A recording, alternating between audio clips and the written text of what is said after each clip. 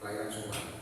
Saksi-saksinya JWM 38 tahun di Sokal Subang dan RAK 25 tahun Sokal Subang, dan satu lagi ES 47 tahun Coprem Subang. Dan di sini sudah ditetapkan sebagai tersangka ya Presiden, satu orang berinisial BNG umur 46 tahun, Kecamatan Binong, Kabupaten Subang. Di mana dari pengungkapan kasus ini dengan barang bukti 198 botol pestisida merek Regen ukuran 500 ml hasil produksi yang siap edar. Kemudian 95 botol pestisida merek Virtaco ukuran 50 mm masih proses produksi, dan satu buah jerigen berisikan cairan kimia sebagai bahan produksi pestisida merek Regen dan Virtaco. Kemudian 316 buah botol kosong pestisida merek Virtaco dan Prepaton, dan 430 buah tutup botol pestisida berbagai jenis. Ada juga 2 bendel stiker label pestisida merek Regen, serta seperangkat peralatan produksi seperti setrikaan, solder, gunting, lem, lakban, sil kertas, dan alat produksi lainnya.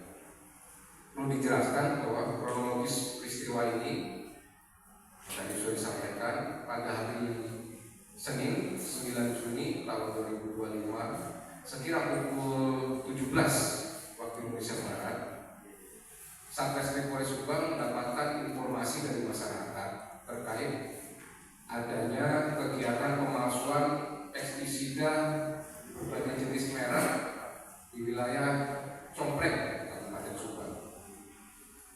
Kemudian dari Satreskrim setelah mendapatkan informasi dari masyarakat melakukan penelusuran, mendatangi TKP sekira pukul 18.30 ditemukan lokasi pembuatan pestisida berbagai merek dan jenis.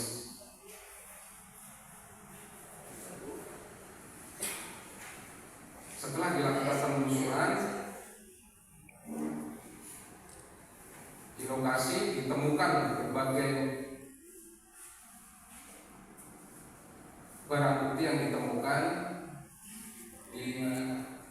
yang dilakukan oleh tersangka, yaitu di rumahnya atau kediaman tersangka, yaitu 19 botol pestisida merek Regen ukuran 500 ml hasil pembuatan atau palsu yang sudah siap diedarkan, 95 botol pestisida merek Virtaco ukuran 50 mm yang masih siap produksi, ratusan botol kosong berbagai jenis dan merek pestisida, serta ratusan stiker label pestisida dan peralatan produksi lainnya. Di sini kami jelaskan bahwa modus operandi dari kasus pemalsuan pestisida ini yaitu tersangka mencampurkan 5 botol pestisida merek Regen yang asli dengan zat kimia lainnya, ditambahkan air kurang lebih 20 liter dan pewarna makanan. Setelah itu diaduk rata, kemudian dituangkan ke dalam botol pestisida yang bekas pakai, direkatkan kembali dengan menggunakan lem dan solder, kemudian dipasangi stiker label merek pestisida.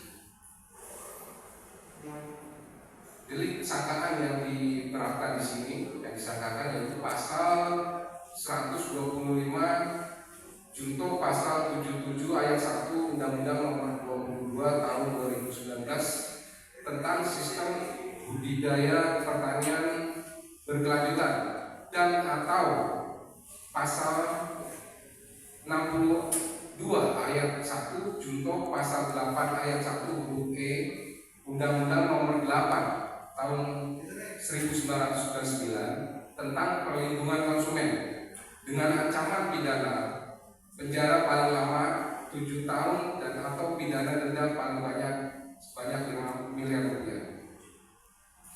Di sini dari pemalsuan pestisida sudah jelas yang dirugikan adalah masyarakat atau para petani yang menggunakan pestisida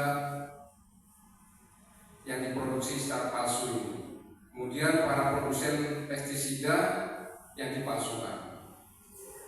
Dan perlu diketahui juga bahwa tersangka ini adalah merupakan residivis dengan kasus yang sama, yaitu pemalsuan pestisida yang dilakukan pada tahun 2021 dan divonis selama 2 tahun oleh Pengadilan Negeri Subang. Dan asal usul penyediaan materi atau bahan produksi di sini masih kami dalami.